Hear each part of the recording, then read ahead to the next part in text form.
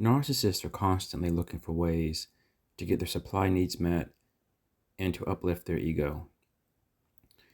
They need to feel grandiose, they need to feel super special. It's the best remedy to the internal toxicity, internal shame, which they feel deep down.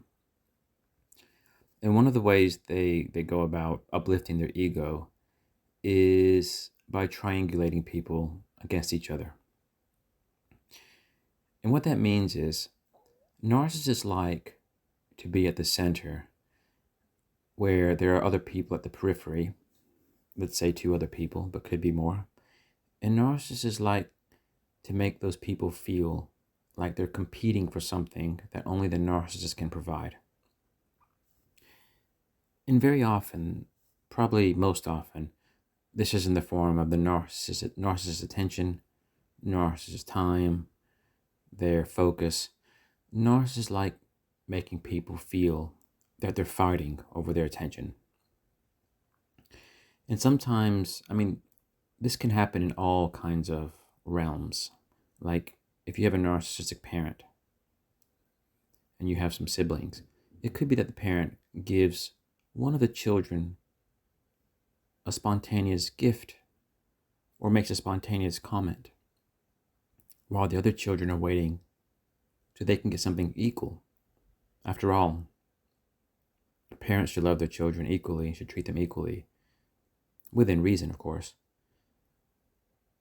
Obviously, if it's like the child's birthday or something, or they just had an accomplishment, that's different. You would expect them to receive something.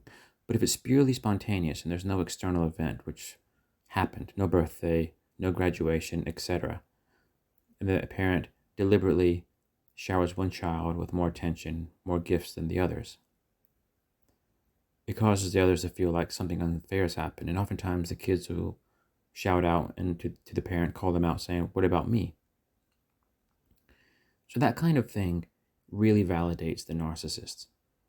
In this case, the narcissistic parent, because they hold the power on how those kids are feeling at that moment. And even better, they're getting the kids to chase the narcissist for more attention.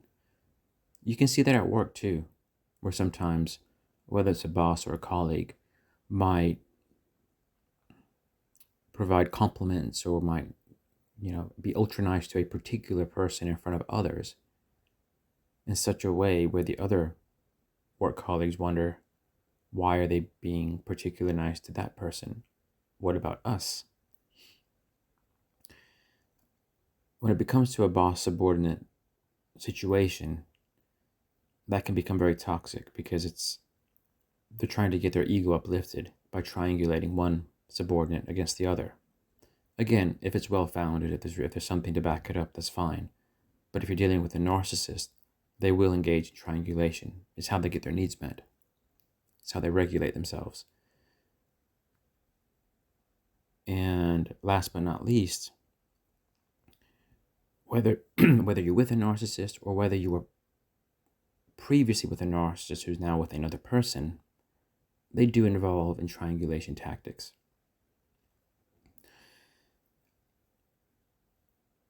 If you're currently with the narcissist being your partner, it's not uncommon for them in casual conversation to drop lines about, their colleagues, their friends of the opposite gender.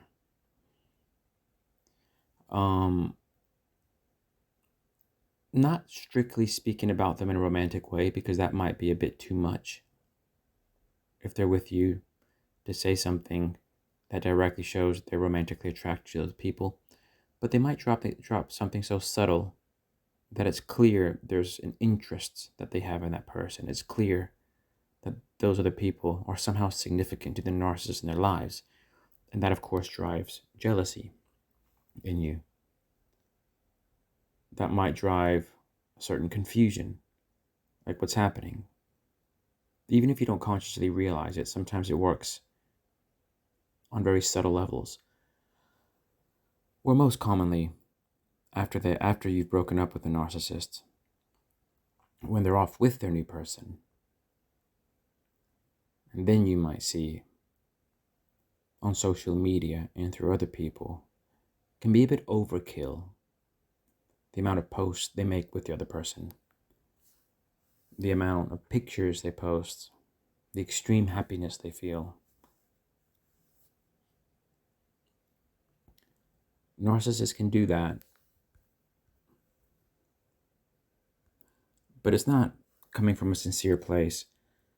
It's coming from a place where they know it's going to have an impact on you, and they're going to reap pleasure from knowing that it's going to have an impact on you.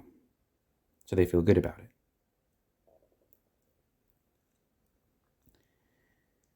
Or maybe you hear stories through the flying monkeys about how they're doing well with a new person.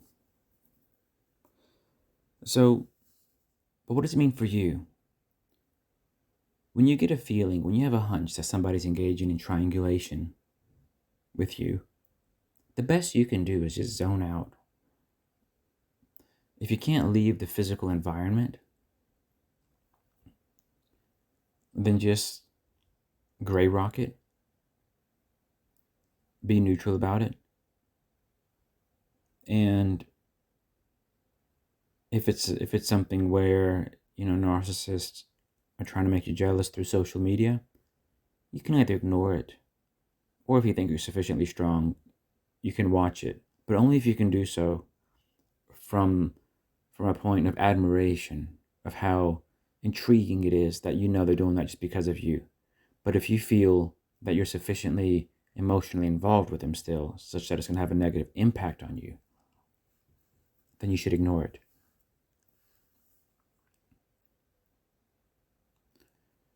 But if you know who you're dealing with and you know where they're coming from with these posts, then it can be quite interesting to watch, knowing, of course, you'll never go back with them. So triangulation happens in so many ways. Unfortunately, when it comes to children of narcissistic parents, they don't usually have a choice in the matter because they can't really walk away. And a lot of times they don't really understand what's happening. So they become slightly traumatized.